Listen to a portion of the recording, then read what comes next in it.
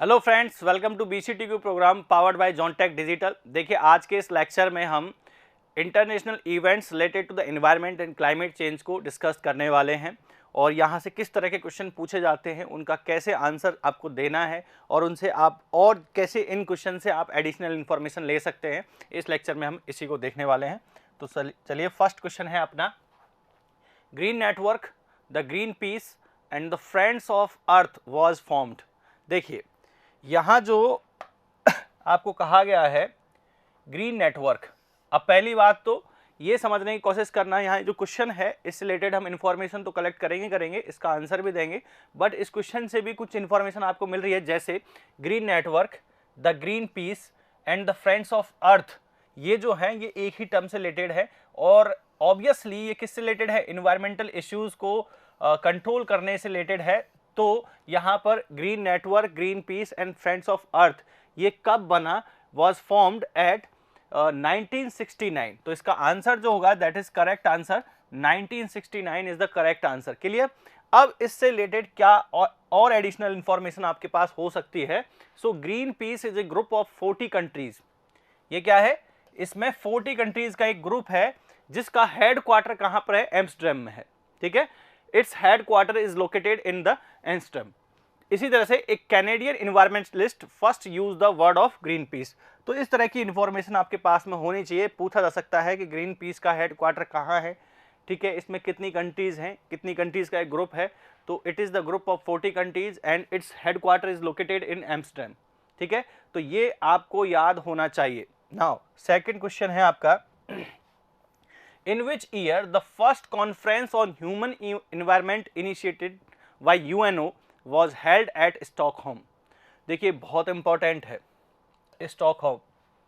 ठीक है, और पूछा है in which year the first conference on human environment। तो आपसे ये भी पूछा जा सकता है कि भाई फर्स्ट जो कॉन्फ्रेंस थी ऑन ह्यूमन एनवायरनमेंट वो किससे, मतलब कहाँ पर हुई थी या उसका नाम क्या है, तो स्टॉकहोम कॉन्फ्रेंस हो जाएगा। दूसरी बात ये कब बनी, तो यहाँ पर इसका जो आंसर होगा दैट इज 1972। ठीक है, the first conference on human environment initiated by UNO. Clear. तो इसका जो फॉर्मेशन हुआ था वो कब हुआ था, 1972 में। कब हुआ था, 1972 में। अब देखिए इसके कुछ की पॉइंट्स क्या क्या हैं।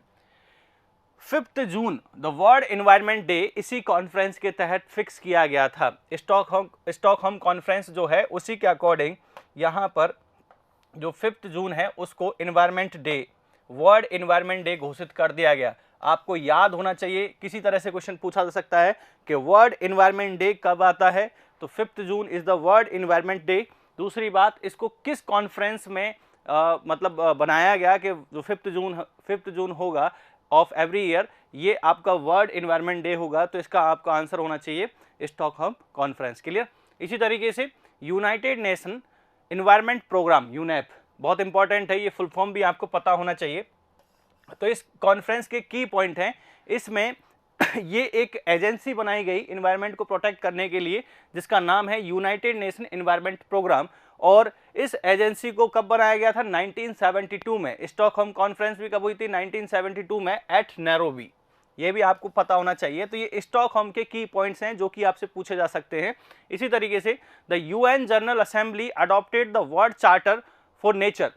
और इसी केस में इसी के दौरान जब स्टॉकहोम कॉन्फ्रेंस को 10 साल हो गए थे, 10 साल कंप्लीट हो गए थे, तो उसके बाद में यूएन कॉन्फ्रेंस ने, यूएन जनरल असेंबली ने वर्ल्ड चार्टर को अडॉप्ट किया। वर्ल्ड चार्टर 1983 को अडॉप्ट किया। तो आपसे पूछा जा सकता है कि वर्ल्ड चार्टर कब आया, फर्स्ट वर्ल्ड चार्टर कब आया, तो 1983। और कब आया, किसके बाद आया, स्टॉकहोम कॉन्फ्रेंस के 10 साल पूरे होने के बाद। 1972 से 10 साल पूरे होंगे तो 1982 होगा और 1983 में वर्ल्ड चार्टर को अडॉप्ट किया था यूएन जनरल असेंबली ने। इसी तरीके से चलिए, the global convention were signed under the sponsorship of UNEP. जो आपका यूनेप था, यूनेप कब बना, स्टॉकहोम कॉन्फ्रेंस का एक रिजल्ट था जिसमें एक एजेंसी बनाई गई थी जिसका नाम था United Nation Environmental Programme, UNEP, 1972। अब इसी से रिलेटेड क्वेश्चन है कि global convention were signed under the sponsorship of UNEP. कौन कौन से ये आपके जो ग्लोबल कन्वेंशंस हैं, ट्रीटीज़ हैं, ये यूनेप के अंडर में कौन सी ट्रीटी या कौन सा कन्वेंशन या कौन सा प्रोटोकॉल यहाँ पर इसी के अंडर में आता है, यूनेप के अंडर में। So control of international trade in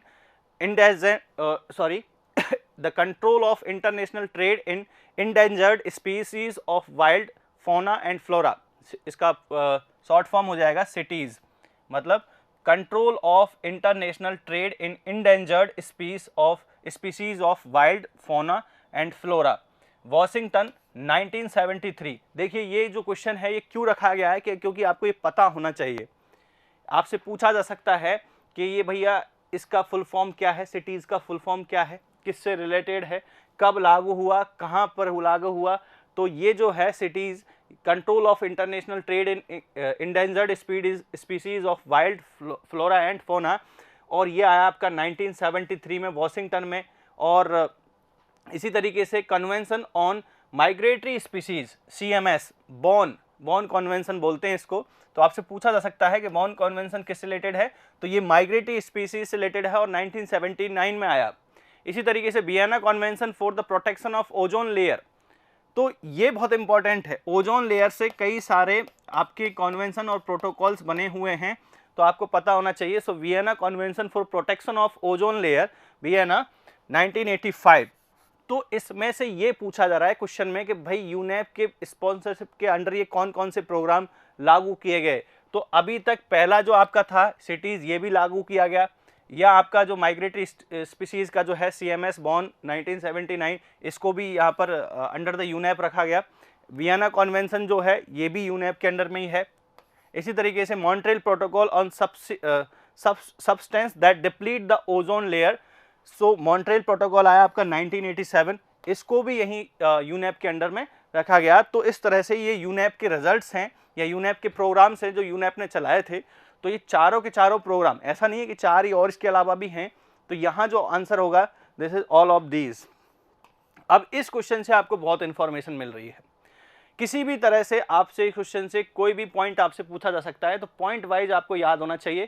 question केवल इतना सा बना दिया गया है कि भाई जो global convention were signed under the sponsorship of UNEP, तो यूनेप के अंडर कौन कौन से ग्लोबल कन्वेंशन साइन किए गए हैं उनकी लिस्ट आपको दे रखी है। तो यहाँ आंसर हो जाएगा ऑल ऑफ दीज। अब आपसे पूछा जा सकता है कि मॉन्ट्रियल प्रोटोकॉल कब साइन किया गया, 1987 में, किससे रिलेटेड है, तो ODS से रिलेटेड है, ओजोन डिप्लीटिंग सब्सटेंस से रिलेटेड है। इसी तरह से वियना कन्वेंशन जो है कब साइन किया गया, 1985 में, और किससे रिलेटेड है, ये भी ओजोन लेयर के प्रोटेक्शन से रिलेटेड है। तो इस तरह के आंसर आपको करने हैं। Clear? Now Basel convention on the control of transboundary movement of hazardous waste and their disposal, Basel 1989, ये भी आपके यूनेप के स्पॉन्सरशिप के अंडर साइन किया गया कन्वेंशन है। ठीक है, तो आपसे पूछा जा सकता है कि वेसल कन्वेंशन किससे रिलेटेड है, तो ये रिलेटेड होगा transboundary movement of hazardous waste and their disposal, और ये कब लागू किया गया, 1989 में। इसी तरीके से ग्रीन इंडेक्स, इसका एक यूनेप का ही एक क्या है यहाँ टर्म है, ग्रीन इंडेक्स, जो कि किसको रिप्रेजेंट करता है, gross domestic product plus economical growth of environment. ये भी आपका क्या है, एक यूनेप का रिजल्ट है। इसी तरीके से global 500 awards are started by UNEP in 1987। तो एनवायरनमेंट से रिलेटेड किसी इंडिविजुअल या किसी ऑर्गेनाइजेशन द्वारा किए गए सराहनीय कामों के लिए ग्लोबल 500 अवार्ड्स किसने स्टार्ट किया, यूनेप ने स्टार्ट किया। और कब स्टार्ट किया, 1987 में स्टार्ट किया। बहुत इंपॉर्टेंट इस तरह के की पॉइंट्स आपको बन सकते हैं। ये जो इन्फॉर्मेशन है ये आपके लिए बहुत ही ज़्यादा फ्रूटफुल होगी एग्जाम पॉइंट ऑफ व्यू से, इसलिए इसको बहुत अच्छे से देखना है। Now how many categories of champions of earth award, देखिए चैंपियंस ऑफ अर्थ अवार्ड ये भी यूनेप से रिलेटेड है। अब इसमें यह पूछा है कि चैंपियंस ऑफ अर्थ अवार्ड कितनी कैटेगरीज में दिया जाता है। ये भी इन्वायरमेंट से रिलेटेड सराहनीय कामों के लिए दिया जाता है।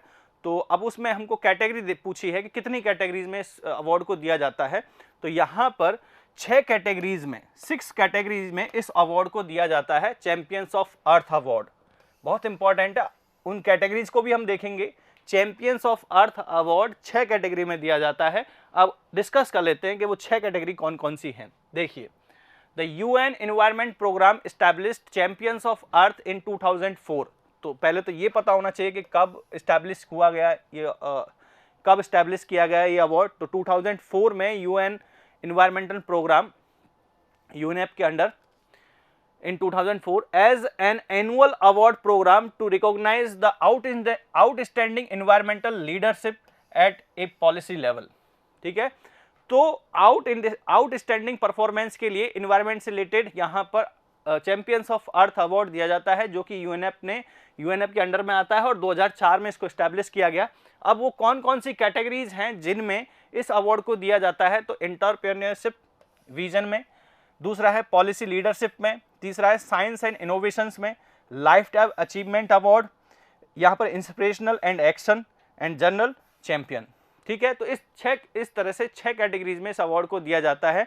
आपसे क्वेश्चन में पूछा जा सकता है कि इंडिया में जो चैंपियंस ऑफ अर्थ है उसकी किस किस कैटेगरी में इंडिया को अवार्ड मिला है? तो एंटरप्रेन्योरशिप के विजन में या एंटरप्रेन्योरशिप विजन में यहाँ कोची इंटरनेशनल एयरपोर्ट को यहाँ पर अवार्ड दिया गया है। आपको इसको बहुत अच्छे से याद रखना है। इसी तरीके से पॉलिसी लीडरशिप में हमको हमारे जो ऑनरेबल प्राइम मिनिस्टर हैं मिस्टर नरेंद्र मोदी, उनको भी ये अवार्ड मिला हुआ है चैंपियंस ऑफ अर्थ, और इनका जो टारगेट है to eliminate the single plastic use by 2022 तक सिंगल प्लास्टिक यूज को बिल्कुल खत्म कर देना है कि हम प्लास्टिक यूज नहीं करेंगे, ये इनका टारगेट है।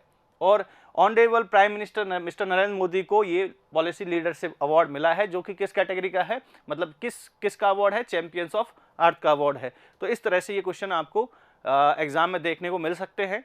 तो चलिए नेक्स्ट क्वेश्चन है आपका, caring for Earth strategy for sustainable living 1991 was brought up by. मतलब देखिए, ये खुद में एक क्वेश्चन है, खुद में एक बहुत बड़ी इंफॉर्मेशन है। केयरिंग फॉर अर्थ, ठीक है, पूछा जा सकता है कि किससे रिलेटेड है? तो ये रिलेटेड है सस्टेनेबल लिविंग। कब लागू हुआ? 1991 में। ठीक है, caring for Earth strategy for sustainable living, और 1991 में इसको स्टैब्लिश किया गया। वॉज ब्रॉट बाय, अब कौन कौन सी एजेंसी है जिसने इसको स्टैब्लिश किया या जिनके जरिए ये मतलब लाई गई caring for Earth strategy programme? So International Union for Conservation of Nature and Natural Resources, IUCN पूछा जा सकता है, फुल फॉर्म पूछी जा सकती है। तो जितने भी आपके इस तरह की इंटरनेशनल ऑर्गेनाइजेशन है या इंटरनेशनल इवेंट्स हैं और उनके जो शॉर्ट फॉर्म्स हैं, उनको आप एक अलग से पेज पे लिस्ट आउट कर लीजिएगा, क्योंकि ऐसे जो शॉर्ट फॉर्म्स हैं आपसे पूछे जा सकते हैं। तो यहाँ पर देखिए, केयरिंग फॉर अर्थ, तो ऑब्वियसली यहाँ पर कंजर्वेशन ऑफ नेचर को कंजर्व करने के लिए और नेचुरल रिसोर्सेज को कंजर्व करने के लिए एक एजेंसी यहाँ पर काम आएगी, यूनेप, WWF मतलब वर्ल्ड वाइड फंड। इस तरह से तीनों ने मिला के इस caring for Earth strategy programme को बनाया, मतलब कह सकते हैं कि इन तीनों की मदद से ही बना है। तो यहाँ पर IUCN, यूनेप और WWF, मतलब ऑप्शन जो होगा आपका, करेक्ट ऑप्शन जो होगा, ऑल ऑफ दीज। क्लियर? तो इस तरह के पॉइंट आपको याद रखने हैं। क्लियर? चलिए नेक्स्ट पॉइंट या next question, United nation conference on environment and development UNCED the earth summit came into the effect. बहुत इंपॉर्टेंट है। देखिए, इसको अर्थ समिट भी बोल सकते हैं या फिर इसका दूसरा नाम क्या है? United nation conference on environment and development UNCED the earth summit came into the effect. Came into the effect, ये पूछा है कि कब ये इफेक्ट में आया, कब ये फोर्स में आया, ये नहीं कि कब इसको अडॉप्ट किया गया। ठीक है, तो इसमें 2 पॉइंट है, बहुत इंपॉर्टेंट है। चलिए इसका आंसर करेंगे, पहले इसकी कुछ इंपॉर्टेंट इंफॉर्मेशन हम देख लेते हैं। इट वॉज हेल्ड, जो अर्थ समिट है उसके बारे में कहा गया है, इट वॉज हेल्ड ऑन 3 जून। कब हुआ था? 3 जून 1992 इन रियो डी जेनेरियो, ब्राजील में। केम into the effect from March 21, 1994। तो ये जो कॉन्फ्रेंस हुई थी, ये जो अर्थ समिट हुई थी, ये आपकी 3 जून 1992 रियो डी जेनेरियो में, ब्राजील में हुई थी। ठीक है, और ये जो इफेक्ट में कब आई है? 21 मार्च 1994 में ये इफेक्ट में आई है। तो आपका जो क्वेश्चन है उसका आंसर तो यहाँ से लग जाएगा कि ये इफेक्ट में कब आई है? Came into the effect in March 21, 1994। ठीक है, और ये जो अर्थ समिट है रियो डी जेनेरियो में 3 जून 1992 में हेल्ड हुई थी। ठीक है, तो इस तरह से ये जो डेट है ये आपको याद होनी चाहिए। नाउ इससे रिगार्डिंग कुछ इंपॉर्टेंट पॉइंट है, जैसे earth summit is one of the most outcome of the Brundtland commission. अब ये ब्रूनलैंड कमीशन क्या है? ब्रूनलैंड कमीशन इससे पहले हुआ था और बहुत ही इंपॉर्टेंट था। अब ये ब्रूनलैंड कमीशन के बारे में भी थोड़ा बहुत यहाँ पर लिखा हुआ है, world commission on environment and development, WCED या ब्रूनलैंड कमीशन, जो कि 1987 में आया था। ठीक है, और ये कब इफेक्ट में आया है? ये जो अर्थ समिट हुई थी ये 1992 में हुई थी, और ये किसका ही एक बहुत इंपॉर्टेंट आउटकम है, ये आपसे पूछा जा सकता है कि अर्थ समिट जो है, अर्थ समिट 1992 जो है ये किस कमीशन का एक इंपॉर्टेंट आउटकम है? तो उसका आंसर होगा ब्रूनलैंड कमीशन का ये एक इंपॉर्टेंट आउटकम है। और कब आया था ब्रूनलैंड कमीशन? 1987 में। Similarly the major aim was to reinforce the socio economic development and limit the environmental degradation. इसका जो मेन उद्देश्य जो है वो क्या है? ओवरऑल हमारी सोसाइटी, हमारे अर्थ का सोशियो इकोनॉमिकल डेवलपमेंट और उसके साथ साथ इन्वायरमेंटल डिग्रेडेशन को रोकना। क्लियर? इन्वायरमेंटल डिग्रेडेशन को रोकना और हमारा सोशियो इकोनॉमिक डेवलपमेंट करना, इसका प्राइम फंक्शन था अर्थ समिट के कॉन्फ्रेंस का। इसी तरीके से चलिए, now when was the clean air act in United state came into the force? Clean air act, clean air act, और जो भी किस में? यूनाइटेड स्टेट में। ठीक है, कब आया? तो उसका आंसर है आपका 1970 में clean air act in United state came into the effect. ठीक है, नाउ क्लीन एयर जो एक्ट है वो है क्या और किस तरह से डील करता है? In the United state reduction in acid deposition, in United States reduction in acid deposition stem for the Clean Air Act 1970 and its amendment in 1990। ठीक है, तो किसको रिड्यूस करने के लिए? एसिड डिपोजिशन को, एसिड डिपोजिशन स्टेम को reduce करने के लिए यहाँ पर यूनाइटेड स्टेट में क्लीन एयर एक्ट 1970 आया। उसका अमेंडमेंट भी है। कब हुआ इसमें सुधार? कब हुआ मतलब संशोधन कब हुआ? 1990 में इसमें अमेंडमेंट भी हुआ है। This amendment begun by the regulation of coal-fired power plant emission। मतलब इस अमेंडमेंट के अकॉर्डिंग जो 1990 में जो अमेंडमेंट हुआ क्लीन एयर एक्ट में, इसने किसके लिए रेगुलेटिंग नॉर्म्स बनाए थे? जो कोल फायर्ड पावर प्लांट जो हैं उनके लिए इसने रेगुलेशन नॉर्म्स बनाए। इसी तरीके से this development significantly reduce the sulphuric dioxide in United state. Obviously यहाँ से ये जो है SO2 के एमिशन को कंट्रोल किया। तो ऑब्वियसली जब SO2 का एमिशन कंट्रोल होगा तो आपको पता है कि SO2 वाटर के साथ में रिएक्ट करके in the presence of sunlight वो क्या बनाएगा? सल्फ्यूरिक एसिड बनाएगा। एसिड डिपोजिशन को यहाँ रिड्यूस करना था। तो इस तरह से हम बात कर सकते हैं जो आपके पॉइंट थे क्लीन एयर एक्ट के, ये कुछ इंपॉर्टेंट पॉइंट हैं। इसी तरीके से नेक्स्ट क्वेश्चन है आपका, when did the Kyoto protocol entered into the force? ठीक है, अब देखिए कब ये कॉन्फ्रेंस हुआ, ये प्रोटोकॉल कब अडॉप्ट किया गया और कब फोर्स में आया, ये इंपॉर्टेंट टर्मिनोलॉजी होती है। तो पहले इनमें जो डाउट है या कंफ्यूजन है पहले उसको क्लियर करो कि इसको फोर्सफुली या कब ये इफेक्ट में आया, तो उसकी बात की जा रही है। तो पहले हम थोड़ा बहुत क्योटो प्रोटोकॉल के बारे में देखेंगे, उसके बाद में हम इसका आंसर करेंगे। बहुत इंपॉर्टेंट है क्योटो प्रोटोकॉल, 101% आपके एग्जाम में इससे रिलेटेड क्वेश्चन होगा। तो क्योटो प्रोटोकॉल किससे रिलेटेड है, सबसे पहले तो हम उसकी बात करेंगे।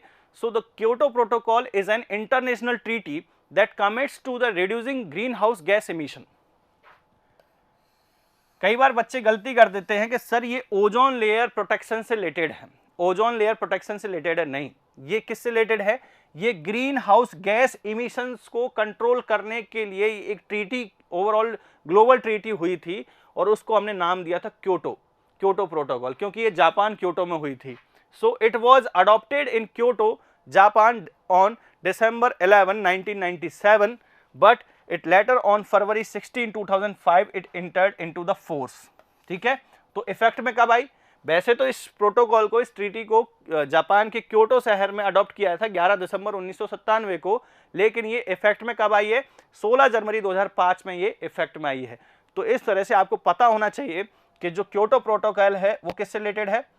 ग्रीन हाउस गैसेज के इमिशन को कंट्रोल करने के लिए क्योटो प्रोटोकॉल लाया गया और वो फोर्स में आया 2005 में।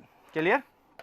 2005 में, ठीक है, 1997 को इसको अडॉप्ट किया गया था।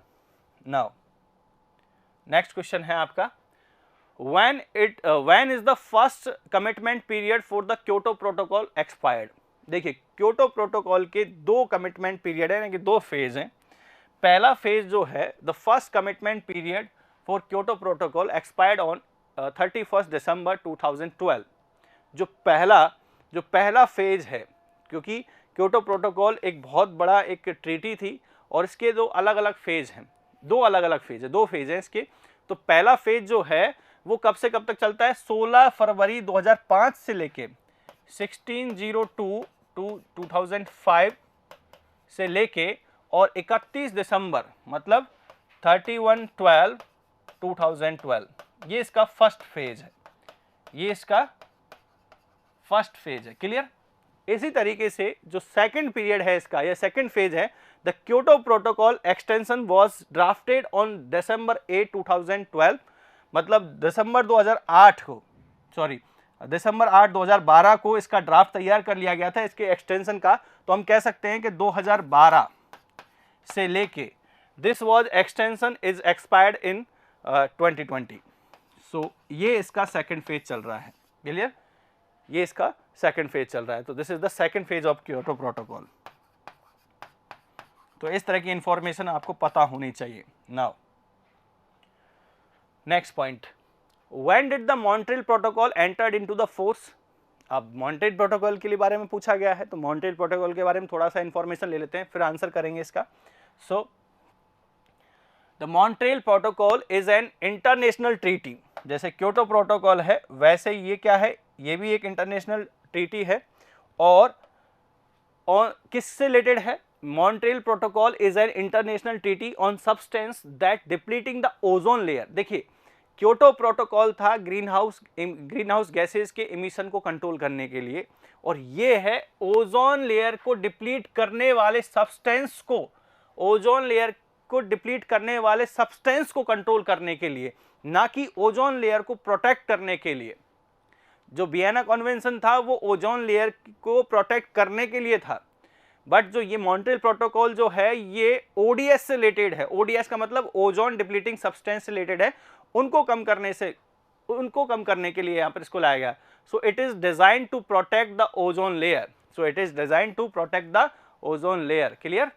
तो देखिए इसी तरह से the Montreal protocol was agreed on 16 सितंबर 1987 and entered into force on 1 जनवरी 1989। तो जो आपका क्वेश्चन है वो पूछ रहा है केम इनटू द इफेक्ट या केम इनटू द फोर्स, तो इसका आंसर क्या हो जाएगा 1989, ठीक है। इस तरह से ये पॉइंट आपको याद होने चाहिए प्रॉपरली, क्योंकि इनमें से आपको डायरेक्टली क्वेश्चन देखने को मिल सकता है। Now all the ozone layer depleting substance controlled by the Montreal Protocol containing either chlorine or bromine। ये क्वेश्चन पूछा गया है, ये आपको पता है। जो ओजोन है O3 को डिप्लीट करने के लिए जो क्लोरोफ्लोरोकार्बन है CFC है, जब इस पर यूवी रेज अटैक करती है तो यहां से हेलोजेंस बनते हैं, मतलब क्लोरीन बनेगा। यहां पर क्या बनेगा? क्लोरीन बनेगा। और ये क्लोरीन किस पे अटैक करेगा? ओजोन पे, और ओजोन को ब्रेक कर देगा ऑक्सीजन प्लस नेसेंट ऑक्सीजन में। तो इस तरह से ओजोन का जो कॉन्सेंट्रेशन है वो कम हो जाता है। तो ऑब्वियसली यहां पर आपको फोकस करना है कि जो भी ओजोन डिप्लीटिंग सब्सटेंस है, हेलोजेंस जिनको बोलते हैं हम, क्लोरीन हो गया, ब्रोमीन हो गया, आयोडीन हो गया, इस तरह से। तो ये जो हेलोजेंस है, all the ozone layer depleting substance controlled by the Montreal Protocol containing either chlorine or bromine. Some ozone depleting substance are not yet controlled by Montreal Protocol। ये आपसे पूछा जा सकता है कि भाई मॉन्ट्रियल प्रोटोकॉल जो है, मतलब ऑलमोस्ट सारे जो ओडीएस है उनको कंट्रोल कर रहा है, बट ऐसे कौन से ओडीएस हैं जिनको ये कंट्रोल नहीं कर पाता या उसके लिए कोई नॉर्म्स नहीं बनाया? और उसका आंसर होगा आपका nitrous oxide, clear. So this is all about this lecture. और इस लेक्चर में आपको देखने को मिला होगा कि किस तरह से इंटरनेशनल इवेंट से क्वेश्चन पूछे जा सकते हैं और आपको किस तरह से उनका आंसर करना है। यहाँ पर ये कुछ 5-10 क्वेश्चन नहीं है, यहाँ पर जो इन्फॉर्मेशन आप तक पहुँचाने की कोशिश की गई है, ये इन्फॉर्मेशन बहुत वाइड है और बहुत ज़्यादा यूजफुल होगी आपके एग्जाम के लिए। इसलिए इसके एक एक पॉइंट को, एक एक क्वेश्चन को बहुत अच्छे से पढ़ना है और अपने अकॉर्डिंग थोड़ा सा इन पर कंक्लूसिव होना है कि भाई इस तरह के क्वेश्चन आते हैं तो हमको इस इस वे में तैयारी करनी है। So thank you so much and keep watching this.